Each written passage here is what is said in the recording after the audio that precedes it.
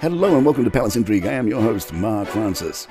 According to a new book, King Charles sarcastically told Diana I might be gay when she pressed him about his sex life. Christopher Anderson's upcoming biography, The King, The Life of Charles III, is out tomorrow. In the book, the story of one of Charles' valets remembering seeing Diana hurling epithets and mocking her husband's obsession with the dreary-looking Camilla. The New York Post recaps the section. "Why won't you sleep with me?" Diana is said to have asked her husband, who had, for all intents and purposes, unilaterally called a halt to their sexual relationship since Prince Harry's birth in 1984. Charles' sarcastic alleged response, "I don't know, dear, I think I might be gay." During one heated argument, Charles childishly demanded that he be given the respect that he felt his position warranted, according to the book. Charles is to have said, "Do you know who I am?" Anderson writes, "Diana answered that he was an effing animal. You will never be king. William will succeed your mother. I will see to that." The clashes between Diana and Charles were now so raw that violence seemed inevitable, one bodyguard notes in the book. Anderson adds, "The detectives in charge of protecting members of the royal family were deeply concerned that in the heat of anger, any one of these could be used to commit suicide, homicide, or both." Another royal author, Tom Bower, says King Charles won't be afraid to take away Harry and Meghan's titles. Bower said, "He has made various threats to Meghan and Harry and warned them if they go ahead they will find themselves ostracized in a way they cannot believe, and so they are worried. First of all, I do not think the children will get titles if they go ahead and slander the royal family. But they have also got to consider their own titles. The Duke and Duchess of Sussex could be taken away by Charles if they misbehave.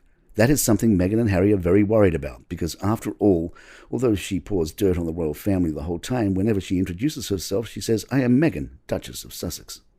Meghan is a fighter, and she is fighting again now. Harry is brainwashed, would be the politest way of saying it, into going along with it. He thinks he has been badly treated. But there is no doubt they are a great threat to the royal family. Harry is a very complicated, depressed, unintelligent man who is seeking a role, and he really has nobody on whom he could rely, which in the end is where Meghan stepped in. A needy man met a woman who helped him with his needs. They are so hypersensitive and aggressive to those who criticize them. It is all part of the business for Meghan. She always wanted celebrity, but wants to control the narrative. Anyone that gets in her way with her is ghosted and attacked. Harry has become hypersensitive and hates the media but seeks approval from the media by going on Netflix, Spotify, or Apple TV. The contradiction is enormous. They needed money, fame, and to be able to tell their story on their term. King Charles will lead the nation at his first Remembrance Sunday service as monarch. His Majesty is set to lay a wreath on behalf of the country at the Cenotaph in central London in the annual Remembrance ceremony on November 13th. The Mirror reminds us the ceremony was said to be a key event in the late Queen's diary, and she only missed it on a handful of occasions during her 70-year reign. Her wreath featured around 90 poppies and was either laid by her personally or on behalf in latter years by Charles. However, this year, the Telegraph reports that the new monarch Charles will lay a wreath that has a different design from his mother's. The King's wreath will reportedly feature fewer poppies than the late Queen's, although the flowers on it will be bigger, and it will also feature a wide ribbon in his racing colours. A joint wreath from the Prince and Princess of Wales, William and Kate, will also be laid at the cenotaph, with the ribbons on theirs reportedly in the colour Wales red. Palace Intrigue will be right back.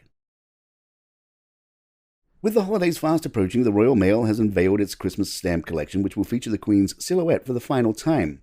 The Wimbledon Telegraph reports the festive stamps will centre around key moments from the Nativity, with all 6 styles bearing the outline of the late Queen Elizabeth II.